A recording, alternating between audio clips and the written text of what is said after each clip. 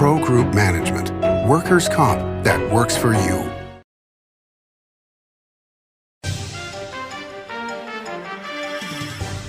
Welcome to Nevada Newsmakers. On the broadcast today, State Senator Edgar Flores joins us. He's here for the whole show on an all-new Nevada Newsmakers. Big R in Sparks is located on Bering Boulevard next to Smith's and across from Reed High School. It's a 50,000 square foot hardware store and a whole lot more. It's huge with clothing, power equipment, tools, and of course, hardware. Big R is located on Bering Boulevard in Sparks, next to Smith's and opposite Reed High School. Big R. Hardware and a whole lot more. Save money and take transit. Did you know you can ride the bus all day for less than what it would cost you for a gallon of gas? Plan your trip now by going to rtcwashoe.com.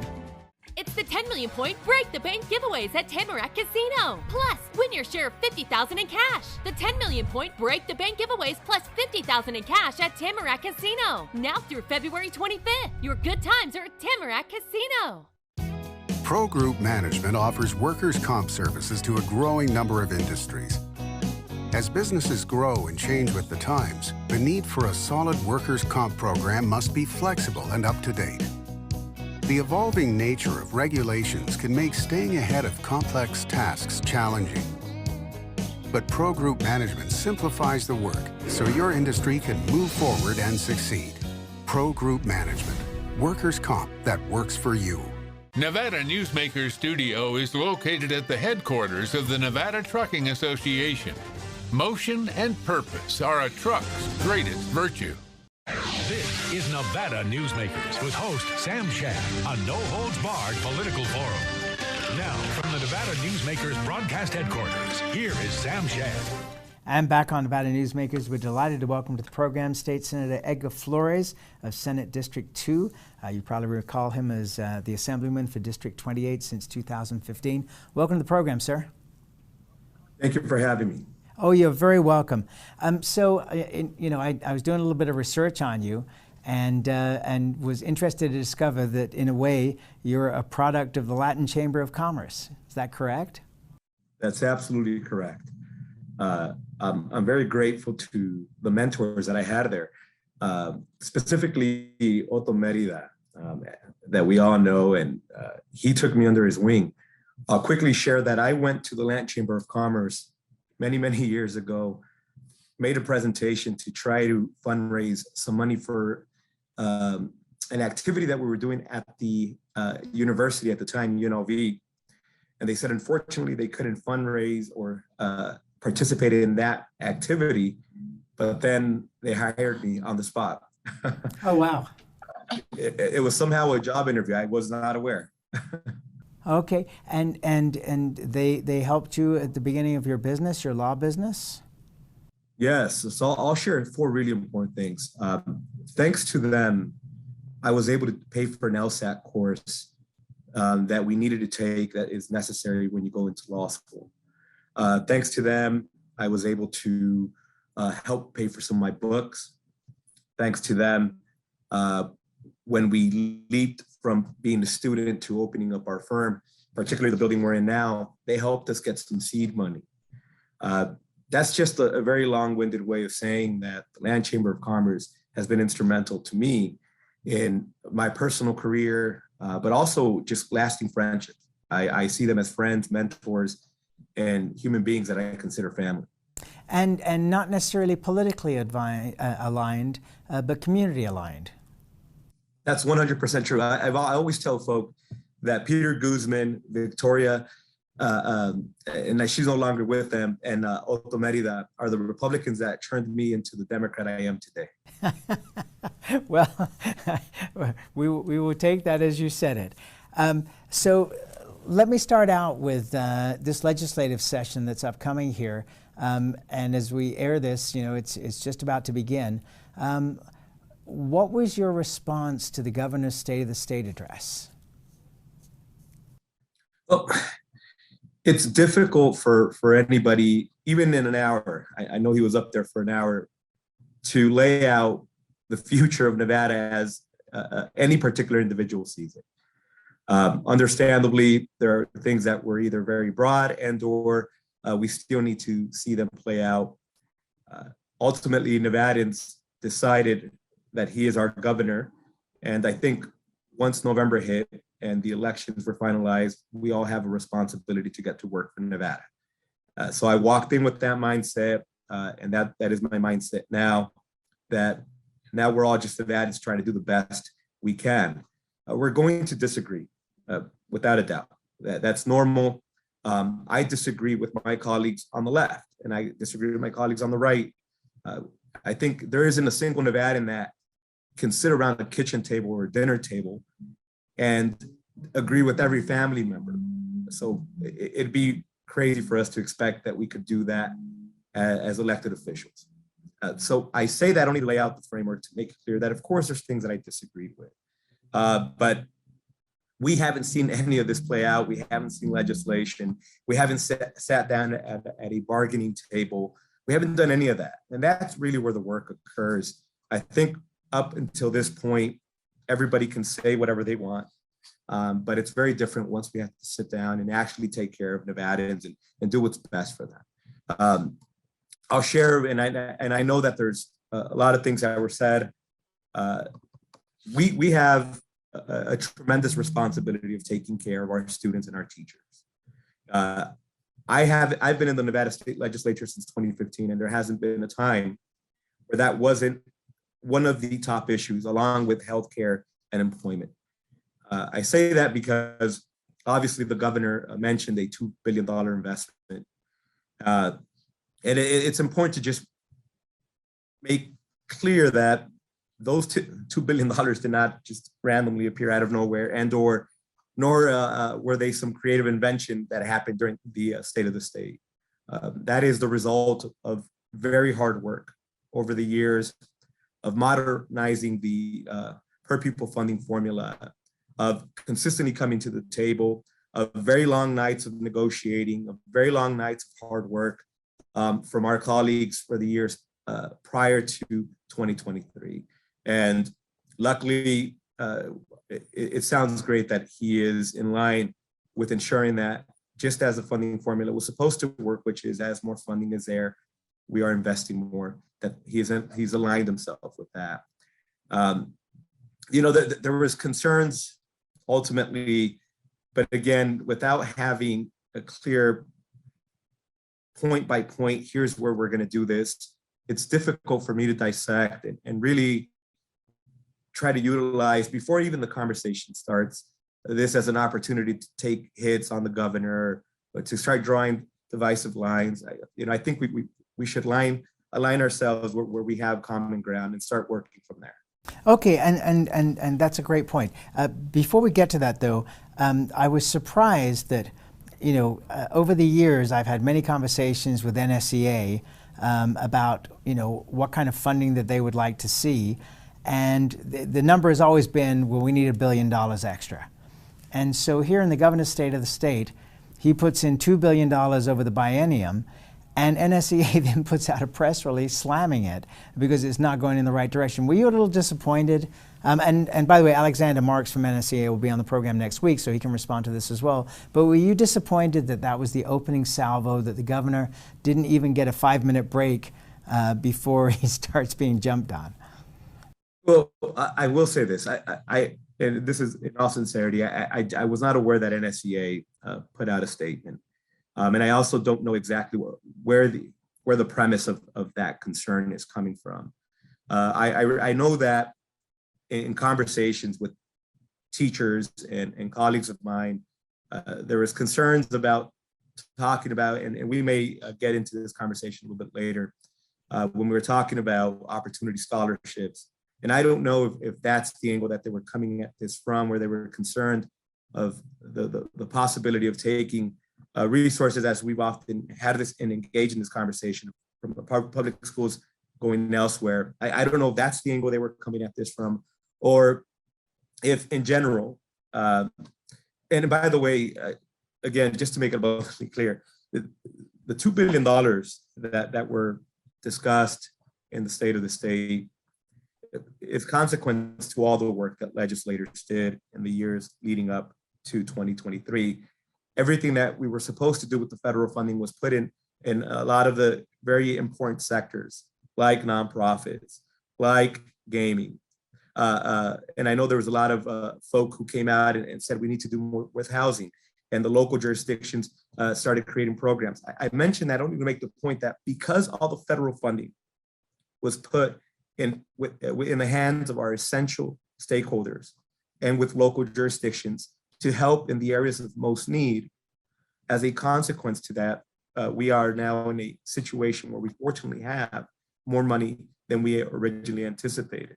But I would, at a minimum, say, without knowing what angle they were coming from, it's difficult for me to say whether or not I agree with partially the premise of the argument or not.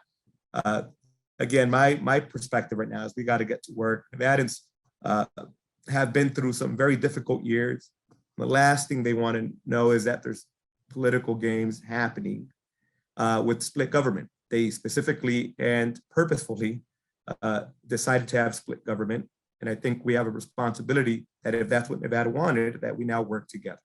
Okay, let me just ask you one more question on this education front, which is, do you support money going towards vouchers? Do you see support money going towards parochial schools? Or does it all have to go to the Clark County, or not to the Clark County, but to the public school systems across the state? Sure, I'm open to engage in any conversation, quite frankly. But the bottom line is this: we consistently attack our public school, our public teachers, consistently say that they're not doing enough. And I think we all agree that there's been an evolution in education where we expect a teacher to be a math teacher, a hall monitor, a counselor, a etiquette professional, discipline, police. When I speak to our teachers, they're doing it all. And we've held them at we put them on a very high pedestal because they are amazing. They are an essential member of our community. And without them, our everything collapses. But in putting them in such a high pedestal, we've put all the responsibilities on them. And accountability has moved away from the rest of us. And so I say that to make the point that when we see our public schools not performing at the level that we want them to, we have a tendency to just naturally keep pointing the finger at the teachers in the public school without acknowledging the basic facts that there's huge vacancies. Classroom sizes are still out of control. We don't have enough support staff. We've unfortunately been in a scenario where there are students that come in with a whole host of challenges, and we haven't yet addressed those adequately. So until we do that, and until we genuinely do meaningful investments in those areas, it's difficult for me to say that public schools are broken and they're never going to work because the model is broken. I think what hasn't been working is us repeating the same thing within our public schools. Every single child, regardless of a zip code, should have a quality educator. Every single educator should want to go and work in whatever zip code they want. And every single educator shouldn't be afraid of work in a particular zip code, right? I think once all those things are true, that our public educators are saying, look, we have the meaningful investments, and then we're somehow finding these huge gaps academically because the performance of the teachers is not where we need them, then at that point, I think we can engage in these other conversations of, should we start talking about private schools? Should we start looking at them? Okay, well, it's been interesting over the last couple of years. When he was Sheriff Lombardo, he instituted a program that's part of a national program whereby when you call 911 and you're having a mental health crisis, that instead of an officer responding, those calls are diverted to mental health counselors, which allows the police to concentrate on policing. Would you like to see something like that operate within the school system? Because I agree with you, teachers are being asked to do everything, and it takes away from their ability to teach. So it doesn't seem to be a fair comparison. Yeah, and I'll quickly say, and my brother's an educator. My little brother teaches middle school and some high school students, and he loves his job. But I hear it firsthand directly from him, some of the very difficult challenges that he has to go through on a daily basis. And that's a long-winded way of saying I hear it firsthand, and it's difficult to teach science when there's a million other things happening inside of that classroom. I think having the support staff and/or having mental health professionals coming in is key to success. And, we've become much more astute. Mental health conversations weren't as prominent, and they were more part of the emerging discourse than what was happening on site many years back. I think we've all become much more in tune and much more educated with what mental health really is. We've broken down some of those stereotypes and things that we traditionally just shied away from. And we realize that it's something real, it's identifiable, and it's something we can work with, right? We have individuals that are trained so that we can give specialized attention to students who need that extra love. And I know if I told my brother that if he, in any given scenario, would have an opportunity to just pick up the phone and call somebody who could help with a student who was out of control, I know he in a heartbeat would say that is a great start to some of the many challenges he faces every single day. Okay, let's take a break. We'll come back more with State Senator Edgar Flores after this timeout. Carson Valley Inn, it's your place for the good times. Carson Valley Inn.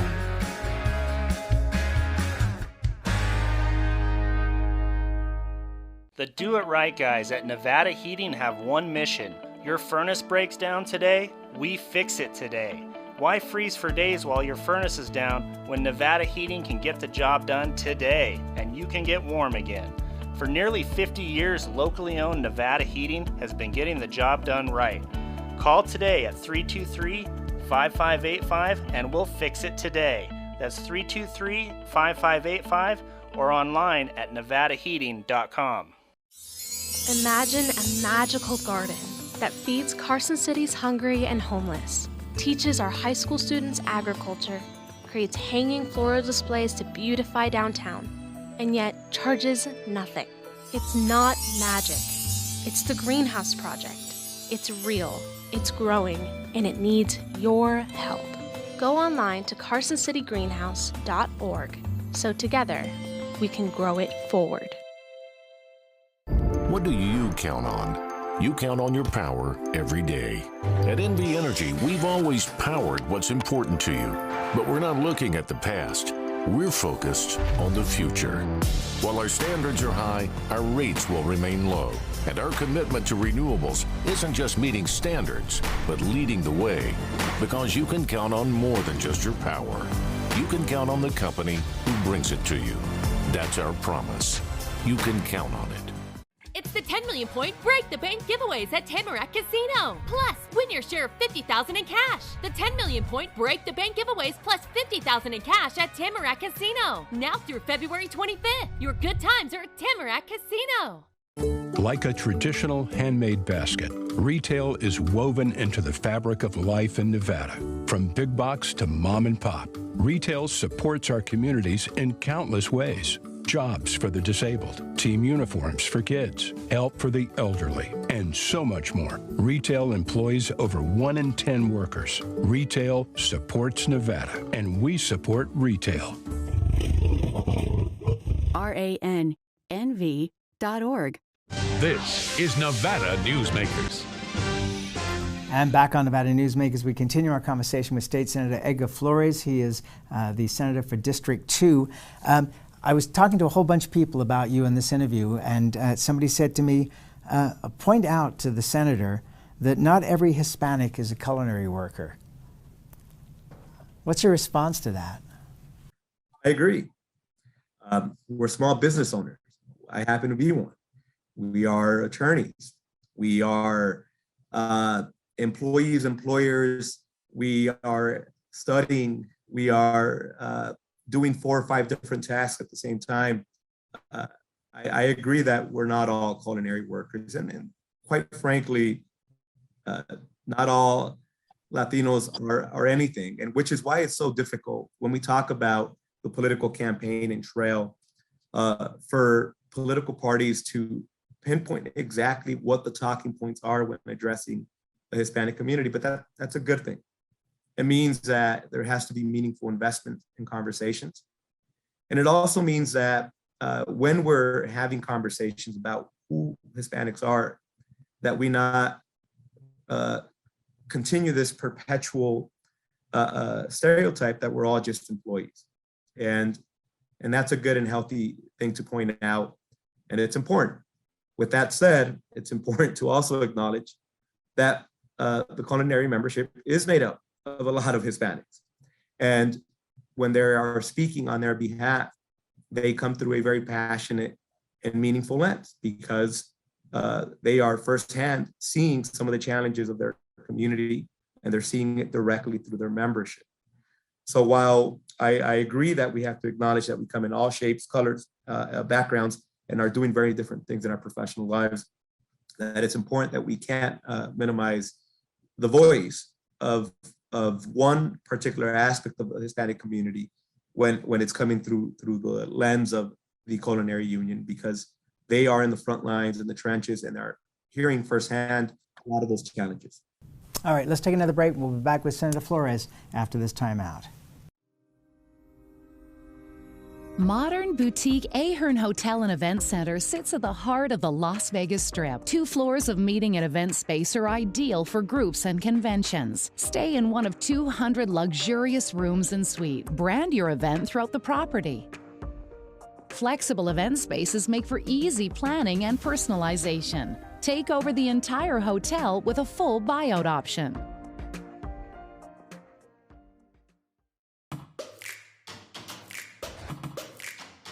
Snorkel personnel lifts are engineered beyond the industry norm to an uncommon level of safety and durability, and with an eye towards sustainability. They're also designed to be simple to operate and maintain. Snorkel, always at the cutting edge of progress.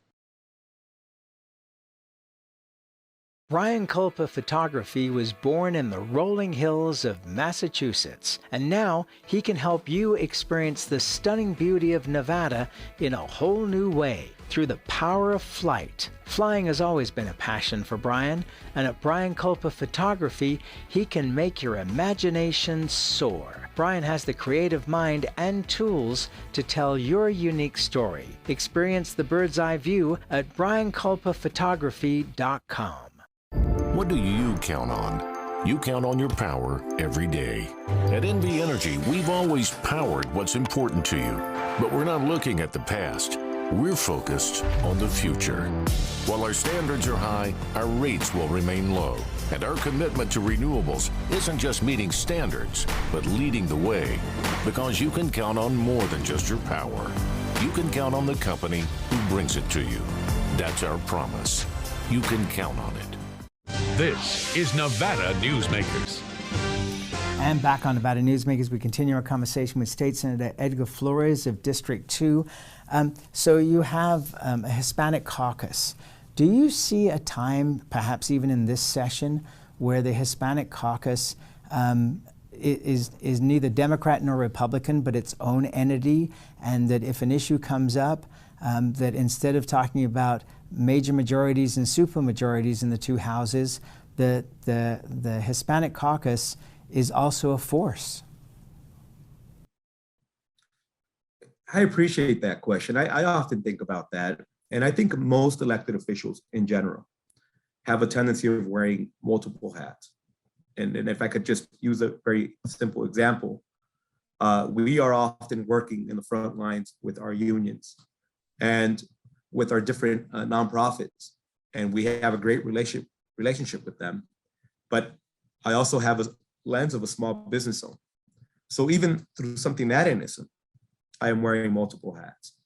And often there may be issues where perhaps the Hispanic caucus believes that it is best to go in one direction, and the Republican Party or the Democratic Party may think it's best to go in a different direction. I think that is very normal. But I think the Hispanic Caucus now has a meaningful relationship, and maybe not as strong with the Republican leadership, but I think we do have it meaningfully with the Democratic leadership. In fact, on the Assembly side, Sandra Jauregui, who's a proud member of the Hispanic Caucus, is also the Assembly Majority Leader. And I know she has to wear multiple hats in that lane. I make that point only to make it clear that I think we're already having meaningful conversations. And I think there's been moments where we have the agree to disagree a relationship, and that's perfectly healthy and normal. Do you see a point where the Hispanic Caucus can change from being a Democrat majority at some point to moving more in a Republican, depending on what the issue is? And we have about 20 seconds here. I don't know. I think it would depend on the issue. But I think if we had a conversation about how we could more meaningfully help the entrepreneur, for example, spirit of the Latino community, I think there is this perception that Democrats would somehow push it against that. But I think we're aligned, and I think Republicans are aligned in that issue too. So I don't know what issue that could happen, but it's possible. But I just haven't seen it. And that's where we have to leave it. I look forward to seeing you in person in Carson City. We'll be taping down there at the Bank Saloon starting in March. So please come across the street and visit with us. Thank you. Thank you. That's State Senator Edgar Flores, and we'll be right back. Southwest Specialties has been making the homes and businesses of Nevada beautiful for more than 20 years. Their experienced designers and craftsmen create the walkways, backyards, water features, and a variety of outdoor cooking areas that add curb appeal and value to your investment. Call today or visit them at their website and see how they can make your outdoor spaces special. Southwest Specialties, creative, distinctive, beautiful. Truck drivers are some of the hardest working people you'll meet, delivering over 70% of America's freight and 92% of Nevada's. When there's a natural disaster, they're delivering critical supplies to help those communities recover and rebuild. Every sector of the economy and our nation's military rely on truck drivers. So let's take a moment to say thank you. On the open road or city streets, our truck drivers are rolling to make our economy and our nation stronger. Trucking moves America forward. Hi, I'm Renee Summerhour, digital news anchor here at 7 at 7. Watch our streaming nonstop newscast immediately with your mobile phone. 7 at 7 is the new way for you to get every bit of local news you need in just 7 minutes. Breaking news, local neighborhood news, weather, and sports are just a click away. Reporters bring you all of what's happening in the Valley. From Roku, Amazon Fire, Apple TV, YouTube, and more. Get every bit of local news you need from the RJ and LVRJ.com. It's the 10 million point Break the Bank giveaways at Tamarack Casino. Plus, win your share of $50,000 in cash. The 10 million point Break the Bank giveaways plus $50,000 in cash at Tamarack Casino. Now through February 25th. Your good times are at Tamarack Casino. As always, you can watch Nevada Newsmakers 24 hours a day at NevadaNewsmakers.com. See you on the next show.